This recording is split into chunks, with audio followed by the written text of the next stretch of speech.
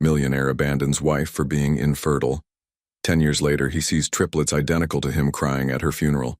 Tell us in the comments where you're watching from. We'd love to know. Now, let's get into this incredible story. The ears of silence. Before we dive into the story, drop a comment below and tell us where you're watching from. Enjoy the story. So you're saying this is my fault, Richard? Emily Thompson asked, fighting back tears as she stared at her husband across their mahogany dining table. The Chicago skyline glittered behind him through the floor-to-ceiling windows of their penthouse, indifferent to the marriage crumbling inside. 5 years, Emily. 5 years trying. Richard loosened his silk tie and tossed aside the merger documents he'd been reviewing. My mother had 4 children. My younger sister already has 2. Even your cousin who married after us is expecting. The doctor said we need more tests. You haven't even— I don't need any tests, Richard interrupted, slamming his palm on the table. Crystal glasses trembled. Every man in my family has children. Obviously, the problem isn't with me. Emily took a deep breath, trying to maintain her composure. Her work as a constitutional law professor had taught her to handle conflicts, but nothing prepared her for this moment. Richard, you're a brilliant attorney.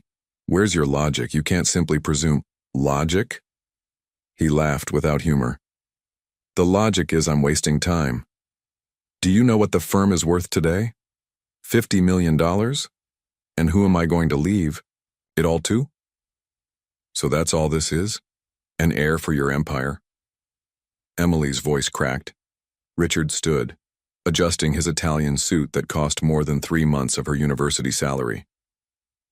I'll have the papers sent over from the office tomorrow. I don't want to fight. You can keep the condo. I can't believe you're doing this, Emily whispered, tears finally falling. It's better for both of us. You can move on, maybe find someone who can. His voice trailed off. Richard's phone rang. He checked the screen and answered immediately. Mr. Daniels, yes, about that merger. Of course, we can resolve this now. While he spoke, Emily studied the man she'd married 5 years ago. The same man she'd met in law school when she was still an intern, and he was a promising young attorney. Now at 42, Richard Thompson was one of the most respected names in corporate law in Chicago. I need to go, he announced, pocketing his phone. Important merger, millions at stake. There are always millions at stake, aren't there, Richard? Emily replied bitterly. And how much am I worth in your calculation? Richard grabbed his Italian leather briefcase and paused at the living room door. Don't make this harder than it needs to be. You're young, beautiful, intelligent. You can have an incredible life. You just can't give me what I need. You haven't even tried to find out if the problem is yours. There is no problem with me, he exploded. Every Thompson man has children. My father had 3. My grandfather had 5. It's genetics. That wouldn't hold up in any courtroom, counselor, she provoked, using the title he cherished. We're not in a courtroom, he replied coldly. You'll receive the papers tomorrow. Please don't complicate things. It's decided. When the door closed, Emily remained alone in the luxury penthouse that suddenly felt too cold. On the wall their wedding photo showed 2 smiling young people, she in her simple dress, he already wearing a designer suit. Genetics, she whispered, wiping away tears. We'll see who's right, Mr. Richard Thompson. She rose and retrieved the card her gynecologist had given her at their last appointment. It was time to get all possible tests done, alone, and discover the truth her husband was so afraid to face. Emily's mind drifted back to 13 years earlier. The Yale Law Library smelled of old books and ambition. She was buried in constitutional law textbooks when a shadow fell across her table. Excuse me, is this seat taken? The tall man with confident blue eyes didn't wait for an answer before sitting down. I'm using the whole table, Emily responded, gesturing to her sprawled research. I'm Richard Thompson. I only need a corner. His smile had a practiced charm. I have a mock trial in an hour, and this is the quietest spot in the library. Reluctantly, Emily cleared a small space. Emily Jenkins, Constitutional Law. Criminal law, he replied. 3rd year, you? 2nd. teaching assistant for Professor Harrington. Richard raised an eyebrow, impressed. Harrington only takes the best. They worked in silence until Richard closed his laptop. You know, Emily? Jenkins, you're the first person who hasn't immediately asked about my family's law firm when hearing my name. Should I have? She asked, genuinely confused. He laughed, and for the first time it seemed unguarded.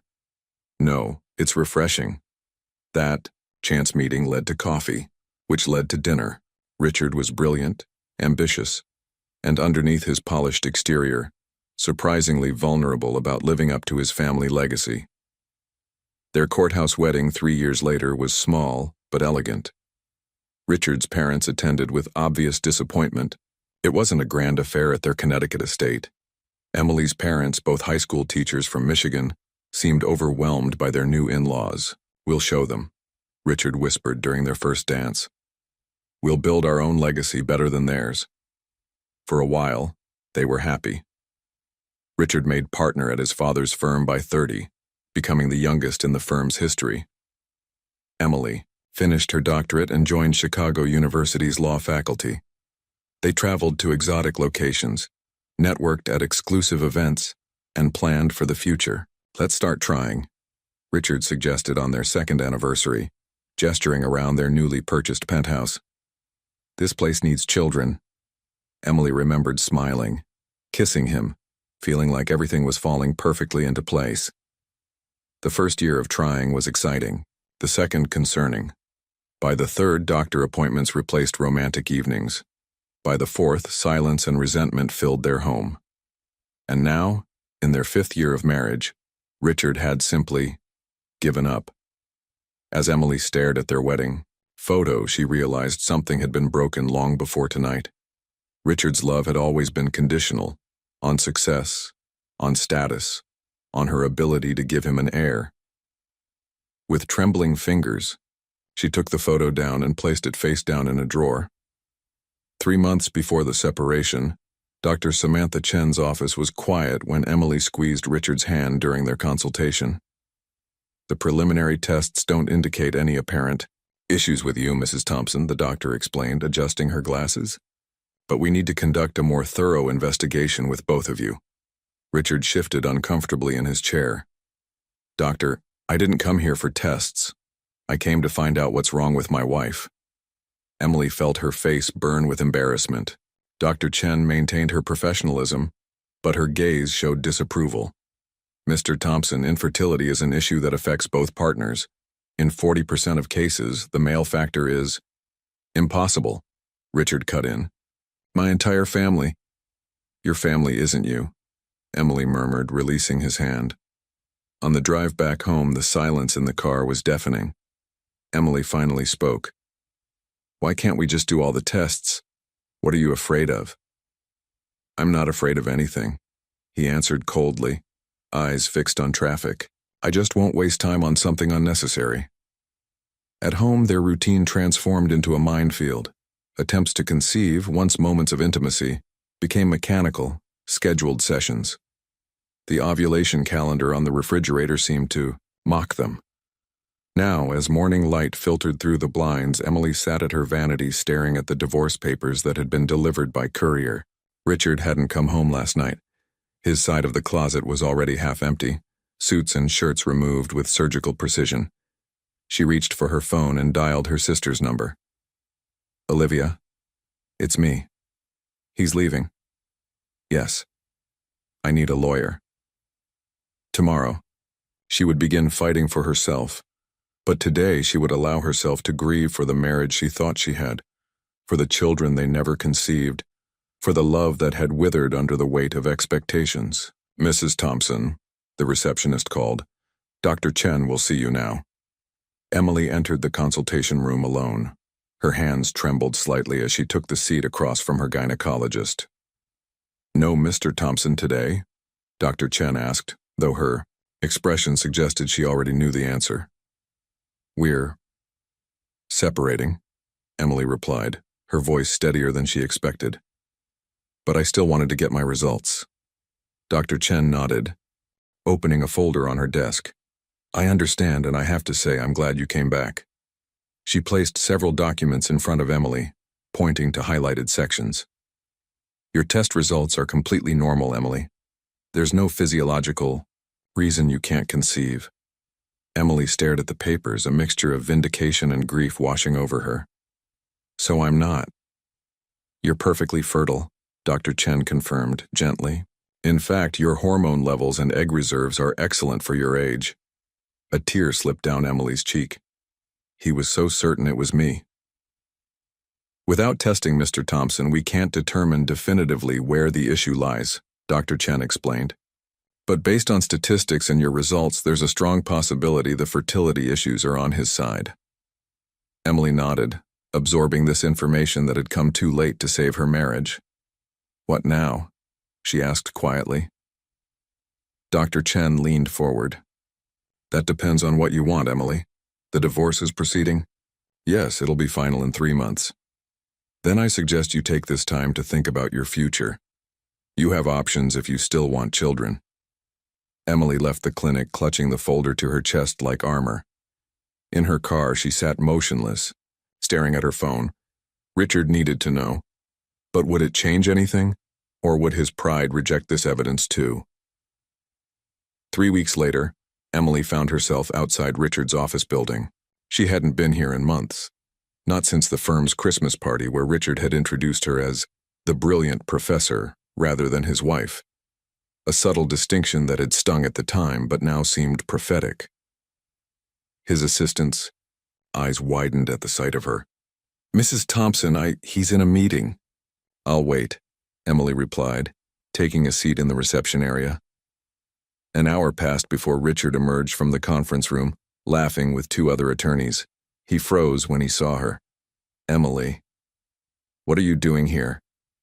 We need to talk, privately, in his corner office with its spectacular view of Lake Michigan. Richard stood behind his desk, maintaining distance between them. If this is about the settlement, it's not, Emily interrupted, placing the folder on his desk. These are my test results. Complete fertility workup. I'm perfectly capable of having children, Richard. He glanced at the folder without opening. And you came here to what, prove me wrong? I came here because I thought you deserved to know the truth, she replied. The problem was never me. Richard's expression hardened. So now I'm the problem. That's not what Did you expect me to beg you to come back? Fall to my knees in remorse? Emily shook her head, suddenly seeing her husband, soon-to-be ex-husband, with painful clarity. No, I don't expect anything from you anymore. As she turned to leave, Richard called after her. The divorce papers. Have you signed them? Emily paused at the door. Yes, your empire is safe. But you should know, Richard, your legacy isn't. 2 months later, the divorce was final. Emily sat in her attorney's office, signing the last documents. He was quite generous with the settlement, her lawyer noted. Emily nodded. Guilt money, she thought. Or perhaps, knowing Richard, a way to ensure her silence about his potential infertility. What will you do now, Emily? Her attorney asked. She thought of the apartment she'd leased near the university, the department chair position she'd been offered, and the appointment she'd scheduled at the fertility clinic. I'm going to live on my terms, she answered, and write my own story. Professor Jenkins, your next class starts in 15 minutes. Emily looked up from her desk, momentarily disoriented. After 6 months, she still sometimes forgot she had reclaimed her maiden name. Thank you, Amanda. I'll be right there. She gathered her lecture notes on constitutional law and straightened the nameplate on her desk. Professor Emily Jenkins, Ph.D., Department Chair. The promotion had come as a surprise, though her colleagues insisted it was long overdue. Her office at Chicago University was smaller than the home study she'd shared with Richard, but it was entirely hers, filled with books she loved, awards she'd earned, and not a single reminder of her former life. Well, almost none. The copy of her divorce decree remained locked in her desk drawer, a reminder of both an ending and a beginning. Her phone buzzed with a text from Olivia. Dinner tonight? Got big news. Emily smiled. Yes, your place at 7? I'll bring wine. The campus was alive with spring energy as Emily crossed the quad toward her classroom. Students lounged on the grass. Professors hurried between buildings and tour groups followed guides with practiced enthusiasm. Professor Jenkins, a young woman, waved from a bench. Jessica Martinez, one of her most promising students now in her final year. Your article on gender bias in family court was cited in my internship yesterday, Jessica said excitedly. Judge Wilson mentioned you specifically. Emily felt a flush of professional pride. That's wonderful, Jessica. How's the internship going? Amazing, I'm learning so much. Actually, I wanted to ask. She hesitated. Would you write me a recommendation for Harper & Williams? They're accepting applications for their associate program. Of course, they'd be lucky to have you. Later, as Emily lectured on privacy rights and bodily autonomy, she caught herself touching her abdomen in a gesture that had become unconscious since her appointment at Lakeside Fertility Clinic. 3 weeks ago, the court's decision establishes that reproductive choices fall within the constitutional right to privacy, she explained to the RAP students. This has profound implications for how we understand autonomy over our own bodies. The irony wasn't lost on her. After class, Emily drove to her sister's apartment in Lincoln Park. Olivia, younger by 2 years but often the more practical of the two, greeted her with a crushing hug. Let me look at you, Olivia said, stepping back. You look good, Em. Really good. I feel good, Emily replied, surprised to find it was true. What's your big news? Olivia beamed, holding up her left hand where a modest diamond sparkled. Mark, proposed last night? Oh my God, Emily squealed, grabbing her sister's hand. It's beautiful. How did he tell me everything? Over dinner, Olivia recounted her boyfriend's nervous but sweet proposal at the botanical garden. Emily listened, genuinely happy for her sister, yet feeling an undercurrent of something like longing. Enough about me, Olivia said, refilling their wine glasses. How was your appointment? Emily had told only her sister about her decision to explore single motherhood through sperm donation. Informative. A bit overwhelming, Emily admitted. Dr. Williams walked me through everything, the process, success rates, legal considerations. And I'm going forward with it. Olivia reached across the table to squeeze her hand. I'm proud of you, Em. There's something else, Emily said, her voice dropping. When I was selecting donor profiles, they asked about physical characteristics I preferred. That makes sense. I found myself choosing traits that would make the child look like me, or like my family. Also, makes sense.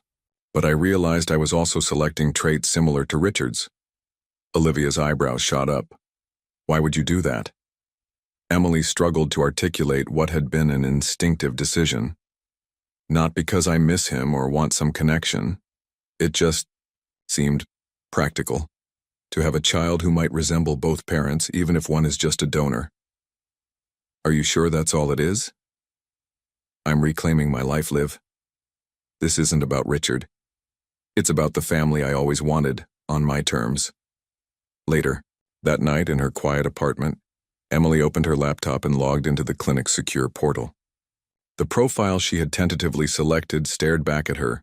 Donor number 8742, height 6'2", hair, dark brown eyes, blue education, JD Ivy League interests, chess, swimming, classical music. Her finger hovered over the confirm selection button. Was she making the right choice? Would this decision one day be questioned by her child, by others, by herself? With a deep breath, she clicked, setting in motion a future she could only begin to imagine. Today we're honored to welcome Dr. Nathan Miller, one of the country's foremost experts on medical ethics and reproductive law. Dean Harrison's introduction echoed through the packed university auditorium. Emily sat in the second row, surrounded by colleagues from the law faculty. As chair of the department, she'd been instrumental in arranging this distinguished lecture series, though she hadn't expected to find the first speaker quite so compelling. Dr. Miller approached the podium with quiet confidence. Tall with salt and pepper hair and kind eyes behind modern glasses, he appeared to be in his early 40s. His reputation preceded him. Harvard Medical School, Johns Hopkins Fellowship, landmark publications on patient autonomy. "Thank you for that generous introduction," he began with a warm smile. "I'm delighted to be at Chicago University to discuss the ethical frontiers of reproductive medicine." Emily found herself leaning forward slightly, notepad ready, but momentarily forgotten. "The technology that allows us to create life outside the womb has advanced faster than our legal and ethical frameworks," Dr. Miller continued. "Today I'd like to explore how these gaps affect real people making the most personal decisions imaginable." For the next hour, he spoke eloquently about the intersection of law, medicine, and human dignity. Emily was impressed by his balanced approach, rigorous in analysis but deeply compassionate in application. During the Q&A session, Emily raised her hand. "Dr. Miller, you mentioned the varying legal status of anonymous donors. Could you elaborate on how the courts are treating donor privacy versus a child's right to genetic information?" Their eyes met across the auditorium. "Excellent question, Professor Jenkins, Emily Jenkins." He nodded with recognition. "I cited your article on family court bias in my last paper. To answer your question." His thoughtful response sparked a brief exchange that continued after the lecture ended, as faculty and guests gathered for a reception in the law building's atrium. "Professor Jenkins," Dr. Miller approached holding 2 glasses of wine. "I hoped we might continue our discussion." She accepted the glass with a smile. "Please, call me Emily." "Nathan," he offered in return. "Your question touched on something I've been researching for my next book, the evolving definition of parenthood in an age where genetics, gestation, and child-rearing might involve different individuals." Their conversation flowed easily from legal precedents to ethical dilemmas, from theoretical frameworks to practical implications. Emily found herself sharing more than she'd intended about her courses and research, drawn in by his genuine interest and insightful comments. "I should mention I'm in Chicago for a month as a visiting scholar at Northwestern," Nathan said as the reception wound down. "I'd love to continue this conversation sometime, perhaps over coffee." Emily hesitated only briefly. "I'd like that." The following week they met at a quiet cafe near campus. Their academic discussion quickly gave way to more personal conversation. His work with international medical rights organizations, her passion for teaching constitutional law, shared tastes in literature and music. "What brought you to medical ethics specifically?" Emily asked, curious about his path. Nathan's expression grew reflective. "My sister had fertility issues years ago. The legal and ethical maze she navigated to have her daughter was eye-opening. I was already practicing medical law, but that experience showed me how deeply personal these supposedly academic questions really are." Emily nodded, feeling a surprising connection. "The law can feel very abstract until it touches your life directly." "Exactly." His gaze was warm but respectful. "May I ask what drew you to constitutional law?" "The foundation of everything," she replied. "How we define rights, freedoms, personhood. It all starts there.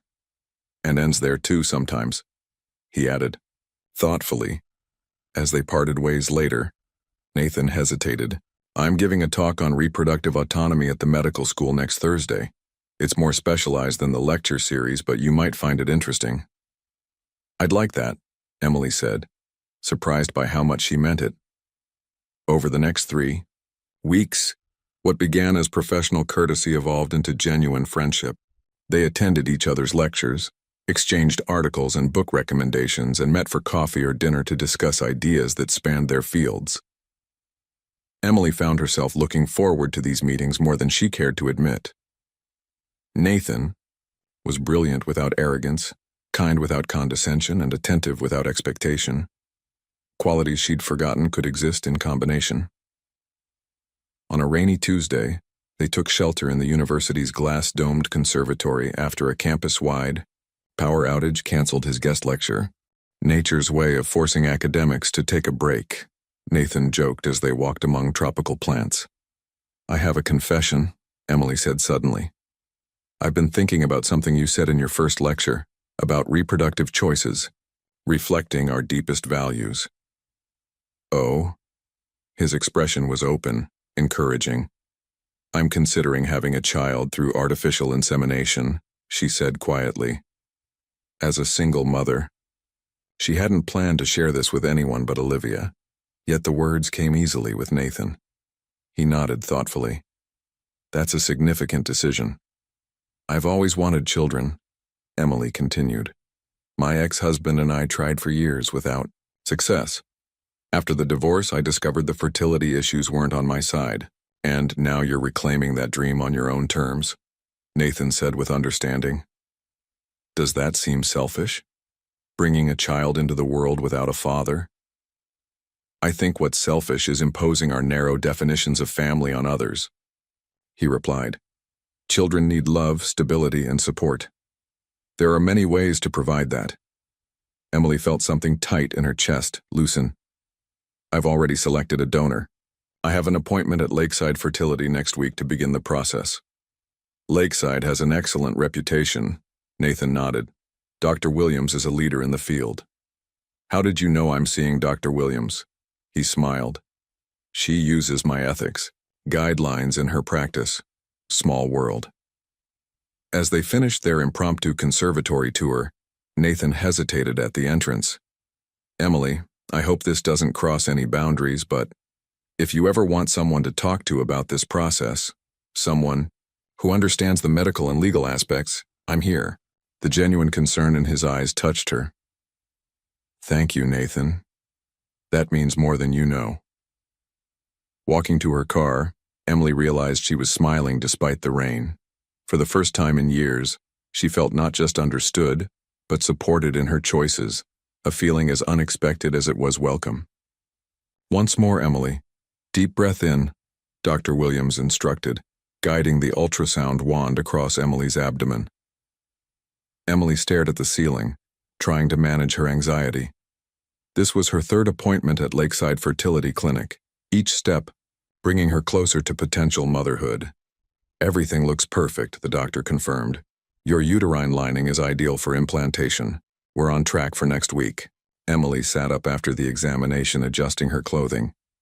And the donor specimen? Already secured and verified. Donor DIR 8742 has one of our highest success rates. In the privacy of Dr. Williams' office, Emily reviewed the final paperwork.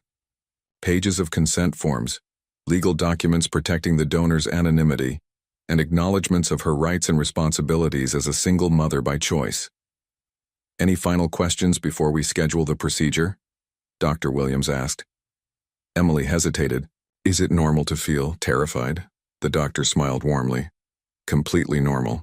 Every parent-to-be feels that way, whether they're doing this alone with a partner or through traditional means. Outside the clinic, Emily found Nathan waiting on a bench reading a medical journal. She'd been surprised when he offered to drive, her to the appointment even more surprised when she accepted. How did it go? He asked, closing his journal. Good. We're set for next week. Emily sat beside him, suddenly overwhelmed. This is really happening. He nodded, his presence steady and reassuring. Second thoughts? Not about having a child, she clarified. Just the magnitude of it all. That never goes away, from what I've observed, Nathan said. My sister says parenthood is constantly realizing you're in over your head, then somehow finding your footing anyway. Emily laughed. That's comforting, I think. Let me buy you lunch, he suggested. Celebrate this milestone. At a nearby cafe, Emily found herself sharing details she'd kept private even from Olivia. I've been reading everything I can find on solo parenting, she admitted. Building support networks, financial planning, how to answer the inevitable, questions from a child about their origins. You're already being a thoughtful mother, Nathan observed. Emily stirred her tea absently. I've also been thinking about what to tell people, colleagues, students, acquaintances. There will be assumptions, judgments, about your choice to become a single mother, that, and about the donor. I selected someone with certain characteristics. Nathan waited, allowing her space to continue. He has physical traits similar to my ex-husband, Emily finally said. Not because I have lingering feelings, but because I thought it might be easier for the child if there were no obvious questions about their appearance. That's actually quite common, Nathan assured her. It's a practical consideration. Is it? Sometimes I wonder if I'm still letting Richard dictate my choices. Nathan considered this thoughtfully. There's a difference between being influenced by our past and being controlled by it. This sounds like a decision you've made with your child's future in mind. Emily felt a weight lift from her shoulders. Thank you for understanding.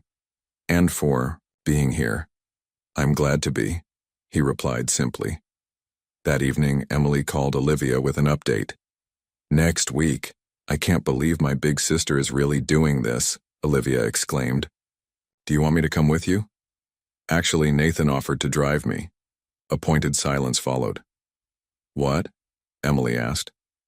Nathan, huh? The ethics professor who's been taking you to lunch and walking you to your car and just happening to be available whenever you need someone? It's not like that, Emily protested. He's knowledgeable about the process. It's helpful to have someone who understands. Olivia hummed skeptically. And the fact that he's handsome, intelligent, and clearly interested in you is just a coincidence. We're not, Emily fumbled. This isn't the time for anything like that. I'm about to try to become a mother. Life doesn't always wait for the perfect timing, Em. After they hung up, Emily stood by her apartment window watching the city lights. Tomorrow, she would prepare her syllabi for next semester. The following day, she would meet with her department about fall scheduling. And next week she would take the first step toward motherhood. With or without Richard's genetic contribution, with or without a partner, this child would be hers. Her choice, her love, her legacy. Emily sat rigid in the examination chair, staring at the ultrasound monitor in disbelief. Did you say .3? Her voice barely rose above a whisper. Dr. Williams nodded, moving the wand slightly to showcase 3 distinct dark circles on the screen. 3 separate gestational sacs. Congratulations, Emily. You're carrying triplets. The room seemed to tilt slightly. 6 weeks ago, the insemination procedure had gone smoothly. 2 weeks later, a positive pregnancy test had left her elated but cautious. Now at her 8-week checkup, this unexpected development had changed everything. Triplets, Emily repeated, the word foreign on her tongue. But how?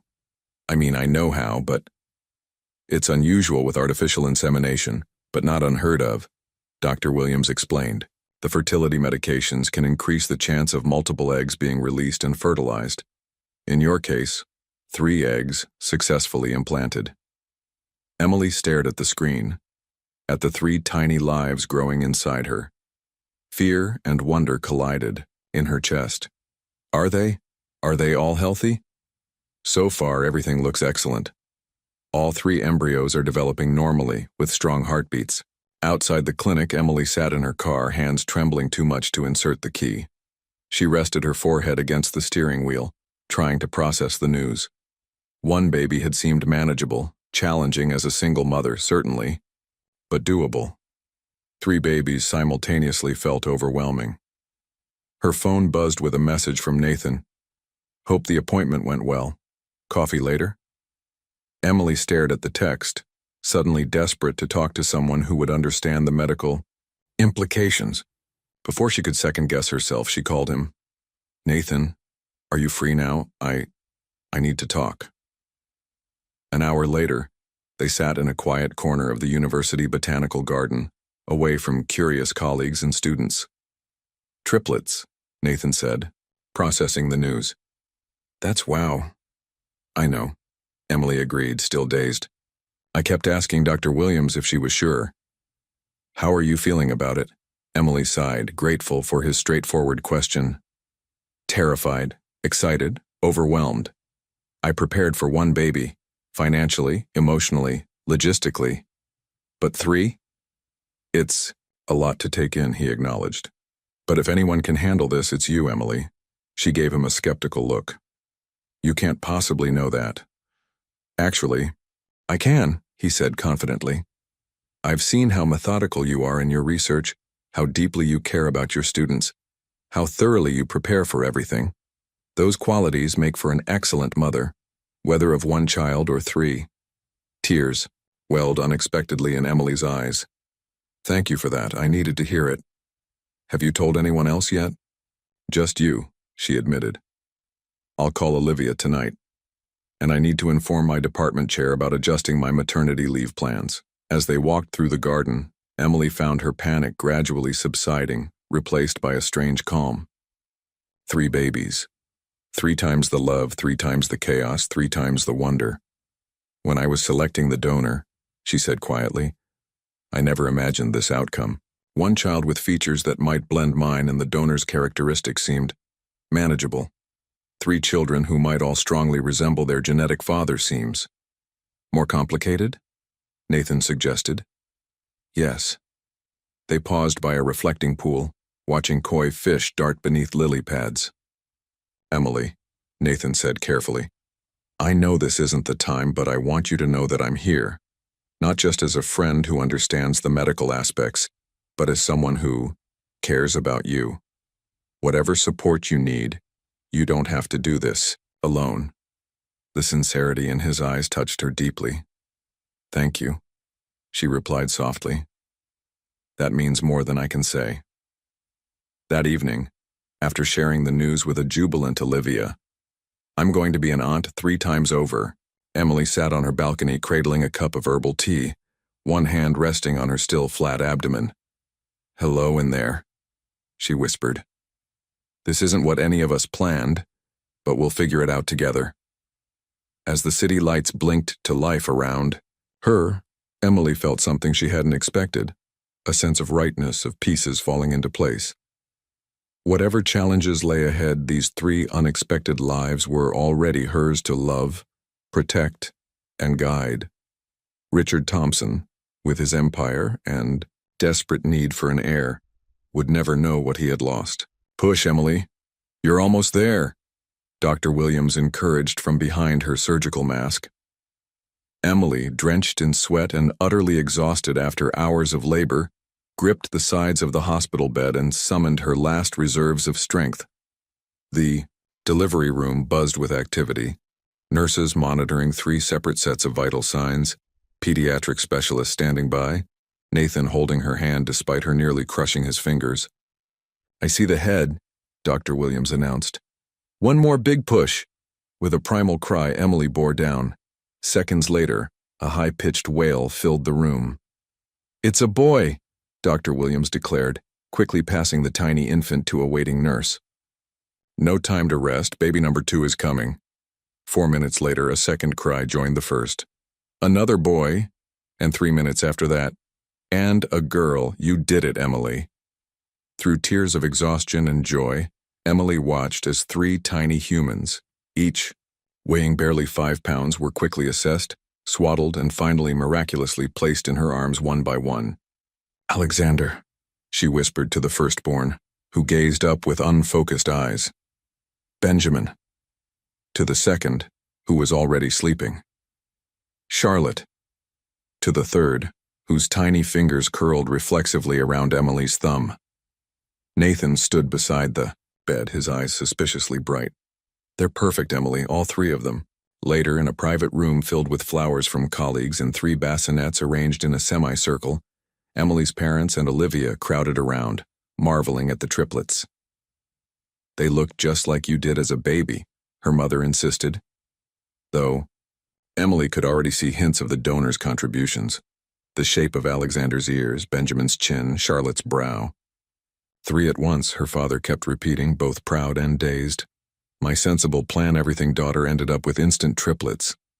Nothing sensible about it, Emily laughed tiredly. But everything right? Nathan appeared in the doorway, with coffee for the adults and a stuffed animal for each baby. Over the past 6 months, he had become Emily's rock, accompanying her to appointments, helping assemble nursery furniture, even attending childbirth classes as her partner, despite the curious glances from other couples. The nursing staff is asking about the birth certificates, he said quietly to Emily. They need the full names. Emily looked at her 3 sleeping miracles. Alexander James Jenkins, she decided. Benjamin Thomas Jenkins. Charlotte Olivia Jenkins. Her sister gasped at the middle name. Really? Who else would I name her after? You've been there for everything. After her family departed, promising to return the next day to help her settle at home, Emily found herself alone with Nathan and the triplets. I never properly thanked you, she said softly, for everything these past months. Nathan smiled, gently rocking Benjamin's bassinet when he stirred. No thanks needed. It's been my privilege to be part of this journey. Emily watched him with the babies, his natural ease both surprising and touching. Most men would have run screaming at the prospect of befriending a pregnant woman with triplets on the way. I'm not most men, he replied simply. The moment stretched between them, full of unspoken possibility. Then Charlotte began to fuss, and the practical needs of newborns took precedence over adult emotions.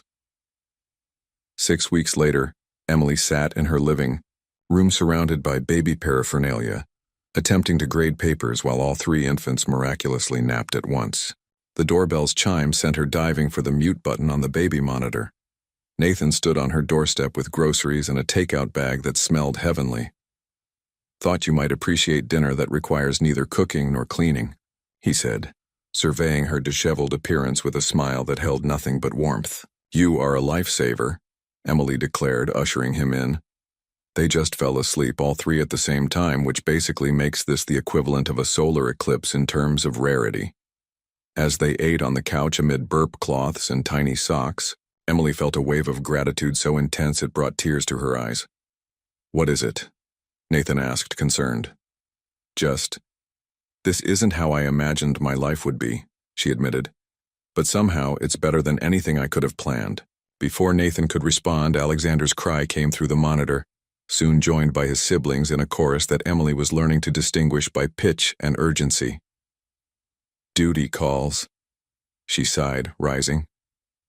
Our dinner will wait, Nathan assured, her already heading toward the nursery beside her. Our dinner, Emily thought. Our evening. Perhaps someday our family. Mom! Alexander took my dinosaur again. Did not. I had it first. Both of you stop or T-Rex goes in timeout.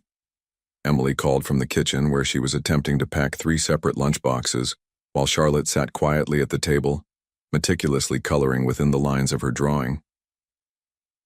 5 years had passed in what felt like both an eternity and the blink of an eye. The triplets, now kindergartners, had grown from helpless infants into distinct little people, with personalities as different as their identical birthdays. Alexander, born first and perpetually aware of his 2-minute seniority, was thoughtful and methodical. Benjamin was all energy and curiosity, constantly in motion. Charlotte, the surprise 3rd triplet, combined her brother's traits with a fierce independence and artistic flair that was entirely her own. Everyone has 10 minutes to finish getting ready for school, Emily announced, glancing at her watch. Nathan will be here any minute to drive us. As if summoned by her words, the doorbell rang. Charlotte abandoned her coloring and raced to the door, her brothers close behind. Daddy! 3 voices chorused as Nathan entered, immediately enveloped in small arms. Emily smiled at the scene, remembering the gradual evolution of their relationship.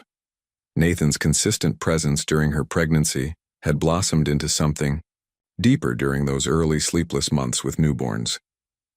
His proposal had come when the triplets were 8 months old. Simple, sincere, and perfectly timed during a rare moment of peace when all 3 babies were asleep.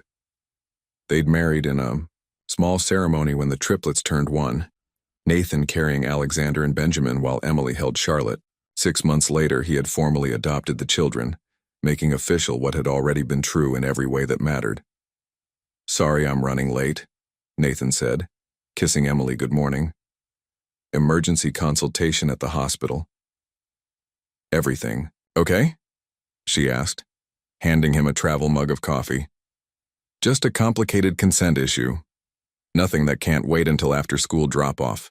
He surveyed the controlled chaos of their morning routine with an appreciative smile. Need help with anything? Convince your sons that dinosaurs can be shared? Emily suggested with a raised eyebrow. Nathan crouched down to the boy's level. Gentlemen, I believe the museum rules clearly state that paleontologists must take turns with their discoveries. This approach, framing the issue as a scientific protocol rather than a parental decree, worked immediately. The boys solemnly divided. Their dinosaur collection? Dispute forgotten. Emily shook her head in amused disbelief. How do you do that? Ancient dad magic, Nathan replied with a wink. The family piled into their minivan, the ultimate surrender of academic prestige to practical necessity. As Nathan navigated morning traffic, Emily reviewed her class notes for the day's lecture on constitutional interpretation. Professor Jenkins Miller is presenting at the law conference next month, Nathan announced to the children. Should we make a special banner for her office? With glitter, Charlotte declared.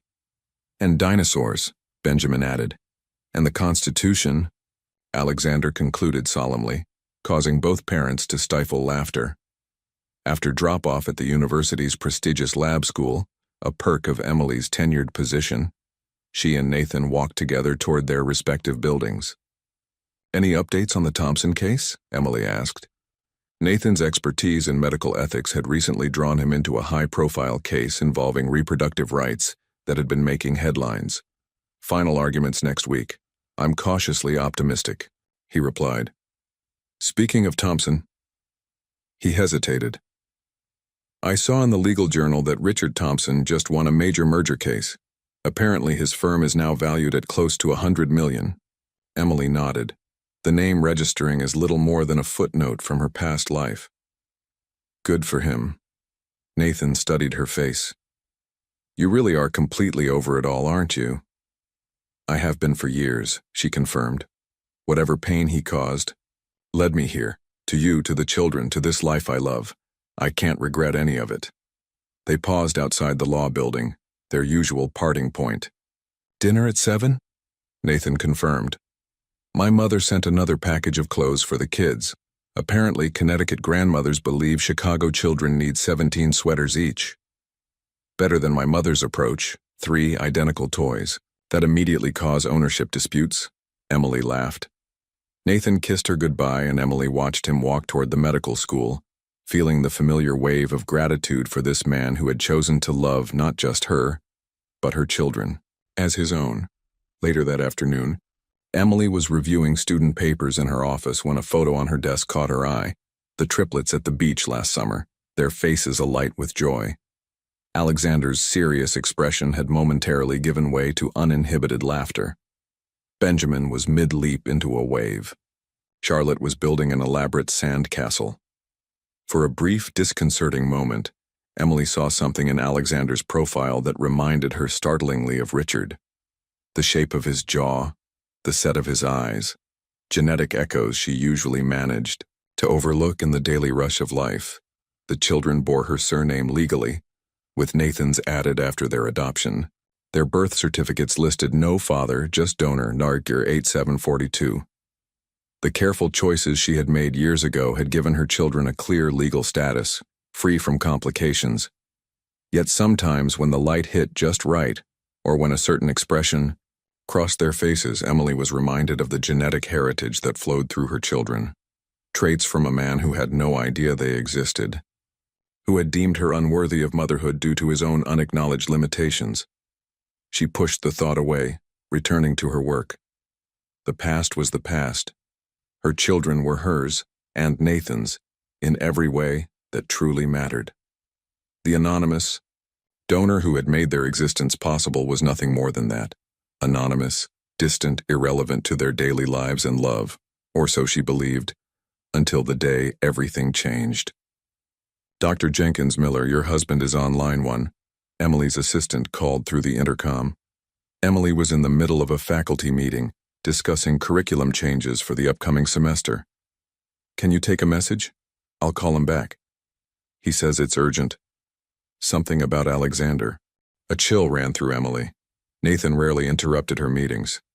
Excuse me, she said to her colleagues, hurrying to her office. Nathan, what's wrong? Alex fell during recess, Nathan explained, his doctor's voice calm but tinged with concern. Possible broken arm. I'm at the University Medical Center with him now. 20 minutes later, Emily rushed into the pediatric emergency room to find Alexander sitting bravely on an exam table, his right arm in a temporary splint. Nathan stood beside him, one hand reassuringly on their son's shoulder. Mom. Alexander's face brightened despite his pain. I fell from the monkey bars. Dr. Simmons says I need a cast. Emily kissed his forehead, relief replacing her panic. That's quite an adventure, sweetheart. I told Ben and Charlie not to climb so high, but then I fell instead. He explained earnestly. It was very ironic. Emily and Nathan exchanged amused glances at their 8-year-old's vocabulary. Where are your brother and sister? Emily asked. My teaching assistant took them to the faculty lounge, Nathan explained. Your parents are on their way to pick them up. The next hour passed in a blur of x-rays, forms, and finally the application of a blue cast that Alexander deemed scientifically interesting. By evening, all 3 children were settled at home, Benjamin and Charlotte taking turns signing their brother's cast with careful concentration. After bedtime stories and lights out, Emily collapsed onto the living room sofa beside Nathan. Some day, she sighed, resting her head on his shoulder. Some kid, Nathan replied with a chuckle. The orthopedist said she rarely sees 8-year-olds who can accurately describe the radius and ulna. Wonder where he gets that from, Dr. Miller? Nathan smiled, pulling her closer. Actually, I've been meaning to talk to you about something related to that. Emily raised an eyebrow. To broken arms? To genetics, actually, he clarified. Benjamin's teacher mentioned he's showing remarkable aptitude for mathematics, well beyond grade level. She suggested advanced testing. That's wonderful, Emily said, then noted Nathan's pensive expression. Isn't it? It is, he agreed. It just got me thinking about nature versus nurture, about what traits come from where. Emily tensed slightly. The kids have your influence every day. You're their father in every way that matters. I know that, Nathan assured her. And I couldn't love them more if they shared my DNA. But I wonder if someday they'll have questions about their biological origins that we should be prepared to answer. Emily had considered this inevitability, but always as a distant future concern. They're only 8, and already noticing patterns. Last week, Charlotte asked why she and her brothers all have the same birthday when most siblings don't. Emily smiled despite her unease. What did you tell her? That they were a special package deal. She seemed satisfied with that for now. They sat in comfortable silence, both contemplating the complexities of the conversation that would someday come. I ordered something, Nathan admitted finally. A book about discussing donor conception with children. It's age-appropriate, addresses different family structures. I thought we could review it together, decide if the timing is right.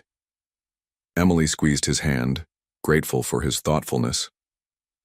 That sounds perfect. Later that night, unable to sleep, Emily opened her laptop to finish grading papers. A news alert popped up in her email, her university's press office highlighting faculty achievements. The headline caught her eye. Law School to honor distinguished alumni at annual gala.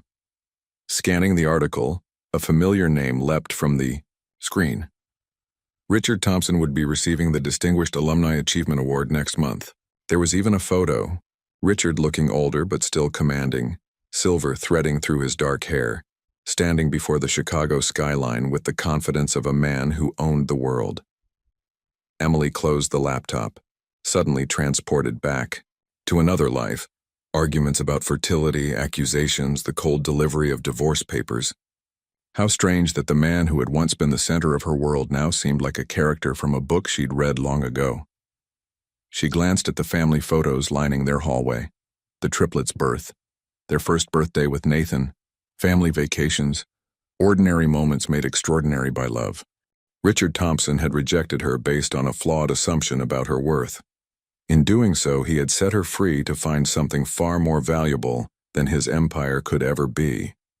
"Mom, we're going to be late," Charlotte called up the stairs. her voice tinged with the dramatic urgency only a 10-year-old could muster for a routine Monday morning. "Coming," Emily replied, hurriedly fastening her earrings. She paused briefly to look at her reflection. A few more silver strands in her hair, laugh lines around her eyes. 45 looked good on her, she decided. Better than 35 had. Downstairs, organized chaos reigned. Alexander packed his science project into a cardboard box with methodical care. Benjamin wolfed down a second bowl of cereal, while simultaneously tying his shoes, a multitasking feat that never ceased to amaze his parents. Charlotte checked her backpack for the third time, ensuring her art portfolio was properly arranged.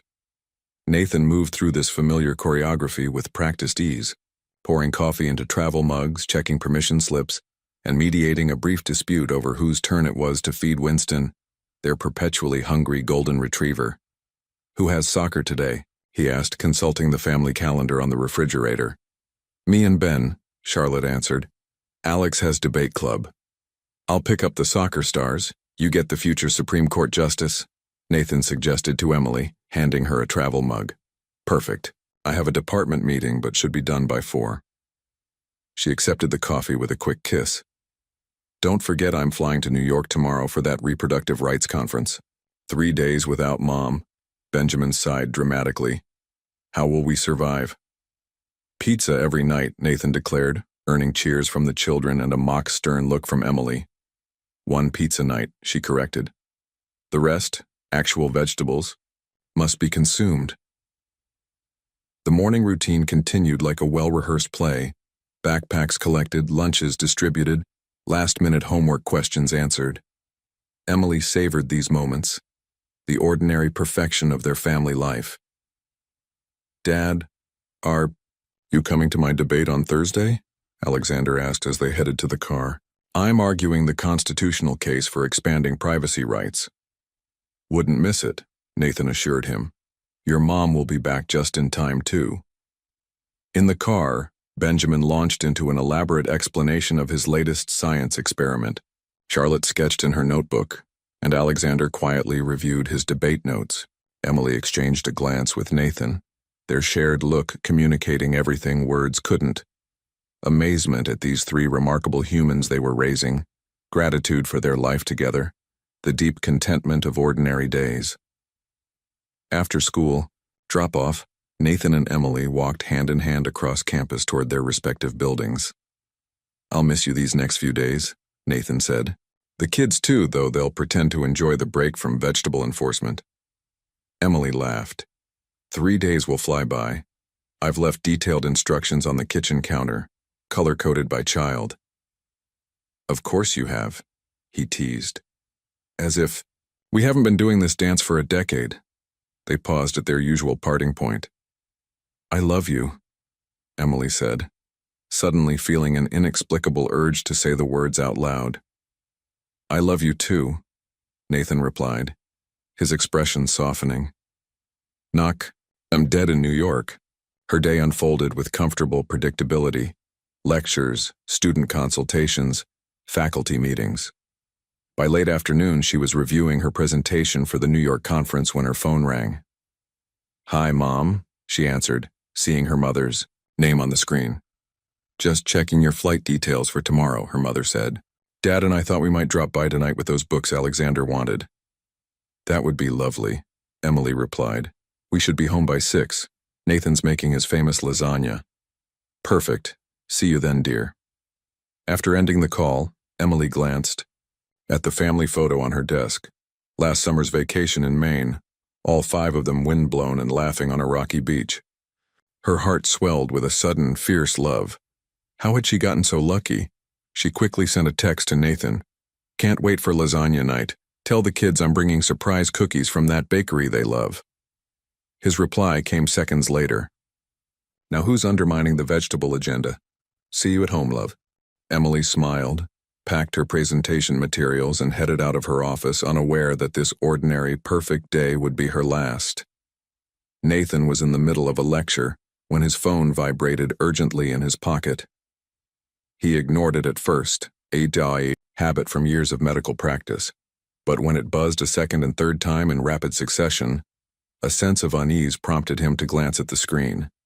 3 missed calls from an unknown New York number. "Excuse me," he told his student, stepping into the hallway. The phone rang again immediately. Dr. Miller speaking. "Dr. Miller, this is Officer Rodriguez with the NYPD. I'm calling about your wife, Emily Jenkins Miller." The world seemed to tilt on its axis as Nathan listened to the officer's measured voice explaining the unthinkable. A taxi Emily had been riding in from the airport had been struck by a delivery truck that ran a red light. The impact had been catastrophic. "She's being transported to Manhattan General," the officer continued. "The paramedics suggested you should come as soon as possible." Nathan's medical training took over, suppressing the rising panic. "How severe are her injuries? Is she conscious?" A slight hesitation. "Sir, I think you should speak with the hospital directly. They'll have more information." Within minutes, Nathan had arranged emergency coverage for his classes and was on the phone with the hospital's trauma department. The attending physician's grave tone confirmed his worst fears. "Dr. Miller, your wife sustained massive internal injuries and severe head trauma. We're doing everything possible, but you should prepare yourself. If you can get here—" "I'm booking a flight now," Nathan interrupted, already pulling up airlines on his laptop. "Please just keep her alive until I get there." The next call was the hardest, to Emily's parents, who had just seen their daughter the night before, who had hugged her goodbye and said, "See you in 3 days, dear." "John, it's Nathan. Something's happened to Emily. I need you to pick up the children from school." How did one prepare children for such news? Nathan's mind raced as he threw clothes into a suitcase. Should he tell them before leaving? Wait until he knew more. His years of delivering difficult medical news to patients offered no guidance for telling 3 10-year-olds that their mother might not come home. In the end, time made the decision for him. His flight was departing in 90 minutes. Emily's parents arrived at the house, ashen-faced but resolute. "We'll keep them home from school tomorrow," John said, his voice breaking. "Call us the moment you know anything." "Don't tell them yet," Nathan pleaded. "Not until I can be with them, or until we know for certain." The flight to New York was the longest 2 hours of Nathan's life.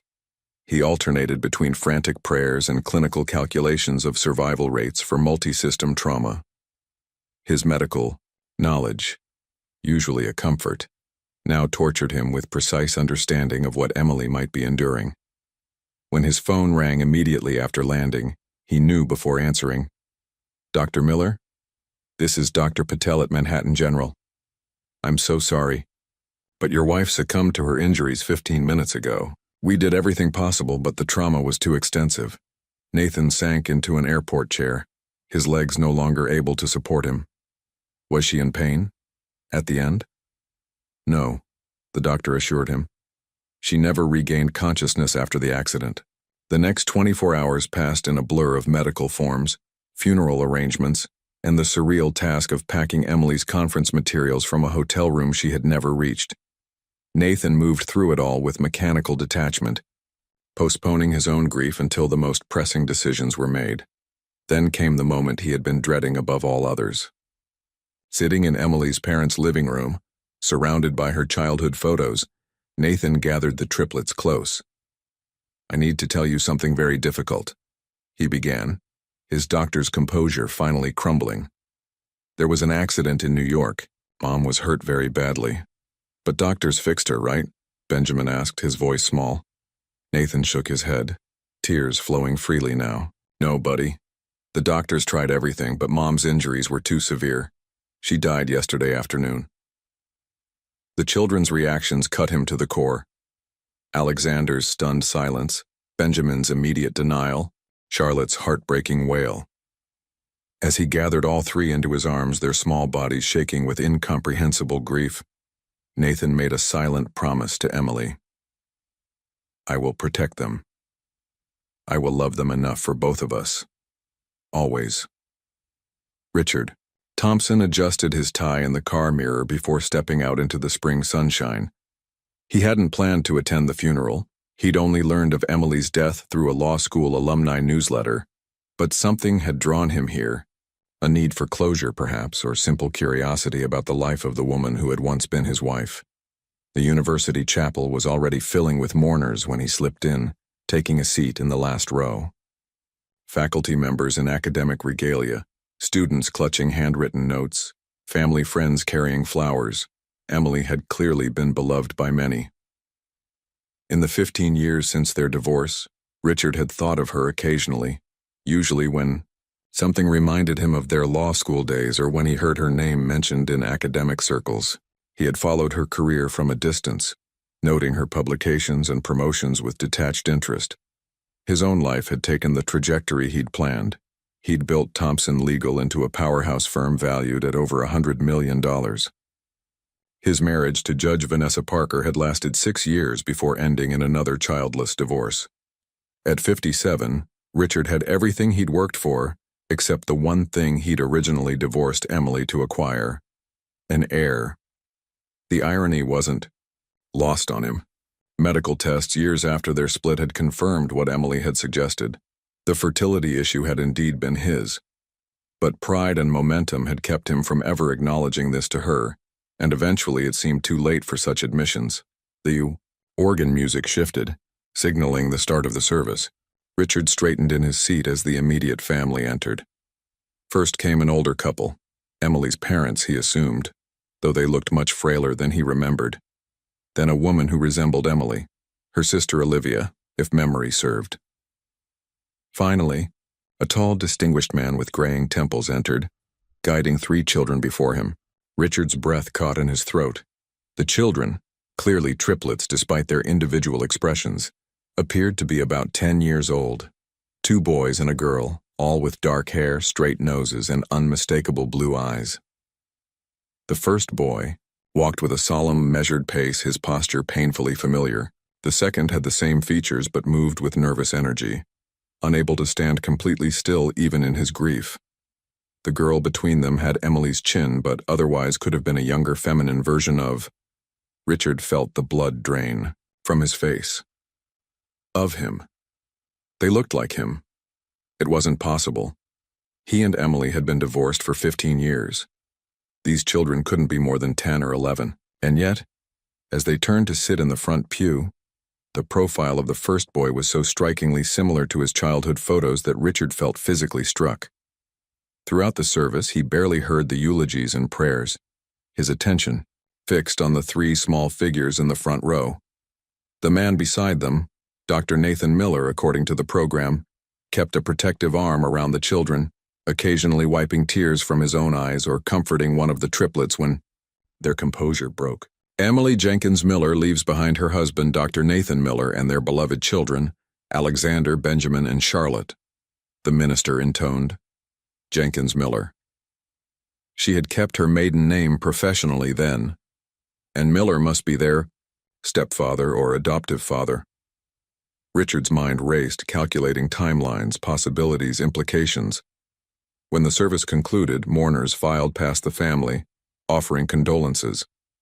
Richard lingered, watching the interactions from a distance.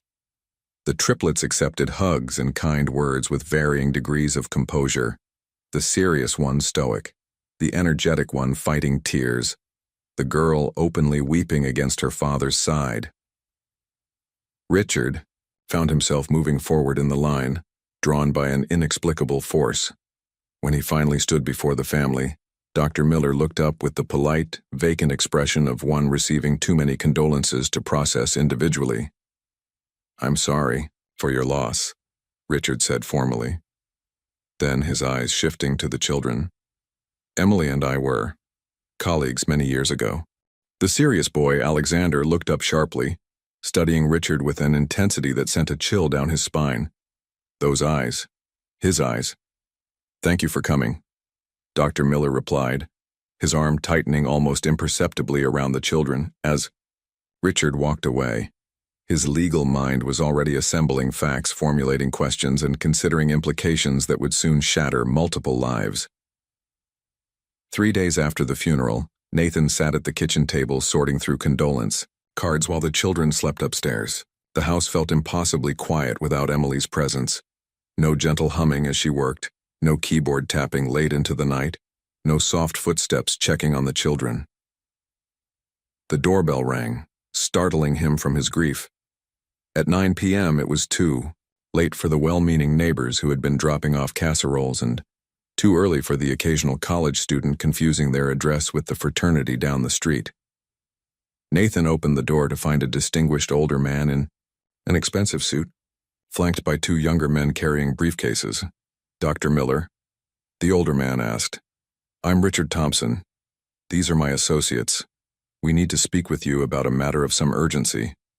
Nathan's body went cold with recognition. Emily had described her ex-husband many times. His commanding presence, his authoritative tone, his absolute certainty in his own rightness. But it was the man's eyes that confirmed his identity, the same striking blue that Alexander and Benjamin had inherited. "This isn't a good time," Nathan said firmly. "My children are asleep."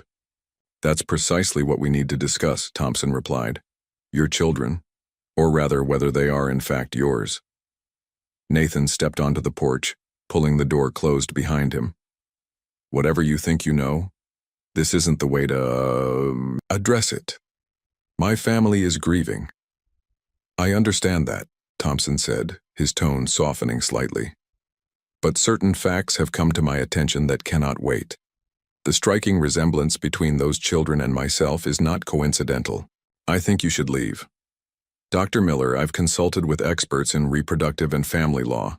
The timing aligns perfectly. Emily and I divorced 15 years ago. Within months, she underwent artificial insemination. The triplets were born approximately 9 months later. They have my eyes, my features. They have Emily's smile, her compassion, her intelligence," Nathan interrupted. "And they have my name, legally and lovingly given." Thompson's expression hardened. "I suspect she used stored genetic material from our marriage or somehow obtained a sample to deliberately create children with my DNA without my knowledge or consent." Nathan maintained his composure with effort. "You rejected Emily based on the false assumption she couldn't bear children. You never even considered your own role in your fertility issues." A flicker of discomfort crossed Thompson's face before he recovered. "That's irrelevant to the current situation. If those children are biologically mine, they're not," Nathan stated firmly. "Biologically, they are Emily's children, conceived through an anonymous donor. Legally and emotionally, they are our children, Emily's and mine." One of the younger attorneys stepped forward. "Dr. Miller, we're prepared to petition the court for DNA testing. Mr. Thompson has rights that—" "Rights?" Nathan's voice remained controlled but intense. "Where were these rights when Emily needed support during pregnancy? During midnight feedings? During homework struggles and nightmares and chicken pox? Where were they during a decade of birthday, parties, school plays, and everyday moments that constitute actual parenting? Legal rights exist regardless of presence," the attorney persisted. "Come to my office tomorrow at 10 a.m., Nathan said, surprising all three men. "University Medical Center, Department of Medical Ethics. Bring your legal team if you wish." Thompson's eyebrows rose. "You're willing to discuss terms?" "I'm willing to end this conversation before it wakes my grieving children. Tomorrow, in a professional setting, I'll provide what you need to understand the situation fully." After they departed, Nathan leaned against the closed door, heart racing. For years, he and Emily had prepared for this remote possibility. Legal documentation meticulously maintained, adoption paperwork bulletproof, the children's legal status secured in multiple ways. Tomorrow would test whether their precautions had been sufficient. Upstairs, he checked on each sleeping child. Alexander curled around a book, Benjamin sprawled across his bed, Charlotte clutching the stuffed otter Emily had given her. Nathan's resolve solidified with each small, peaceful face. These were his children, Emily's children.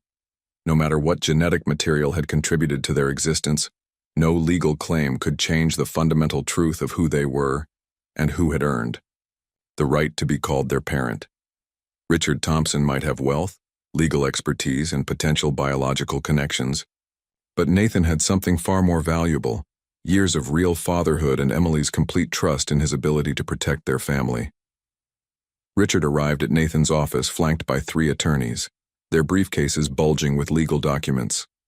The medical ethics department's conference room offered a neutral ground for what promised to be a contentious meeting. Nathan sat alone at the table, a single manila folder before him. No legal representation, no show of force, just calm certainty. "Dr. Miller," Richard began, "I appreciate your willingness to meet. My attorneys have prepared." "Before we proceed," Nathan interrupted gently, "I'd like you to look at something." He opened the folder and pushed a document across the table. It was a certified copy of a donor agreement from Lakeside Fertility Clinic, dated 15 years earlier. "What am I looking at?" Richard asked. "Emily selected donor Ndarger 8742 from Lakeside's anonymous donor program," Nathan explained. "This donor signed comprehensive legal agreements relinquishing all parental rights and maintaining complete anonymity in perpetuity." Richard scanned the document. "This proves nothing about the donor's identity." Nathan slid forward another paper, a birth certificate listing Emily Jenkins as mother, father listed as anonymous donor. "The children's legal status has never been in question," Nathan continued. "Furthermore, I legally adopted them when they were 1 year old with all proper procedures followed. The children are legally mine in every way that matters." "DNA doesn't lie," one of Richard's attorneys interjected. "If Mr. Thompson is their biological father." "He's not," Nathan stated firmly. Donor Ndarger 8742 was selected from Lakeside's database for specific characteristics. Emily chose a donor with traits similar to her ex-husband's physical appearance. This is common practice for single mothers. It reduces questions about the children's appearance. Richard stared at the documentation, his certainty wavering. "You expect me to believe this is all coincidence? The timing, the resemblance." "Not coincidence. Deliberate selection of traits," Nathan corrected. "But not your genetic material." Nathan placed a final document on the table, a certified statement from Lakeside Fertility confirming the complete anonymity of all donors and the impossibility of Emily accessing any specific person's genetic material without consent. "Mr. Thompson," Nathan said quietly, "Emily knew you would never consent to being a donor. She also knew after your divorce that the fertility issue had been yours all along. She moved on. She created a family with a donor who remained anonymous, as was his right. Then she found love again, with me." Richard's composure finally cracked. "I had a right to know if—" "You had no rights in this matter," Nathan replied firmly but not unkindly. "You divorced Emily believing she was defective. You refused testing that would have revealed the truth. You made your choice 15 years ago, and Emily made hers." Silence fell over the room. Richard's attorneys exchanged glances, clearly recognizing the solidity of Nathan's position. "We'll need to verify these documents," one finally said. "Of course, but you should know that pursuing this further will only bring pain to 3 children who have just lost their mother. It will not change the legal outcome." After the lawyers excused themselves to confer in the hallway, Richard remained seated, staring at the birth certificates. "I saw myself in them," he said softly. "You saw what Emily chose. Traits similar to yours from an anonymous donor. Nothing more." Richard looked up, his expression uncharacteristically vulnerable. "I was wrong. About Emily. About many things." Nathan nodded, neither condemning nor absolving. "The children," Richard asked hesitantly. "Are they, well?" "They're extraordinary," Nathan answered. "Emily made sure of that." When Richard left Nathan's office, something fundamental had changed within him. His legal claim had evaporated, but more significantly, his understanding of what truly constituted a legacy had been irrevocably altered. 3 weeks later, Nathan received formal notification that Thompson had withdrawn all inquiries regarding the children. Accompanying this was a letter addressed to the Miller Children's Education Trust and documentation of a $45 million endowment, nearly half of Thompson's fortune, with the stipulation that the children never be informed of its source. In his penthouse that night, Richard finalized arrangements to sell his remaining holdings. Within days, he would depart for a remote property in Alaska, leaving behind the empire he had once valued above all else. As he packed a single photo, Emily on their wedding day, smiling with hope that had later been crushed by his pride, Richard finally acknowledged the truth he had spent decades avoiding. His greatest failure had not been his inability to father children, but his inability to recognize what true fatherhood meant. Meanwhile, in a house still adjusting to the absence of its heart, Nathan helped 3 children plant a memorial garden for their mother, their hands working together in the soil Emily had loved, creating something new, beautiful, and enduring from grief.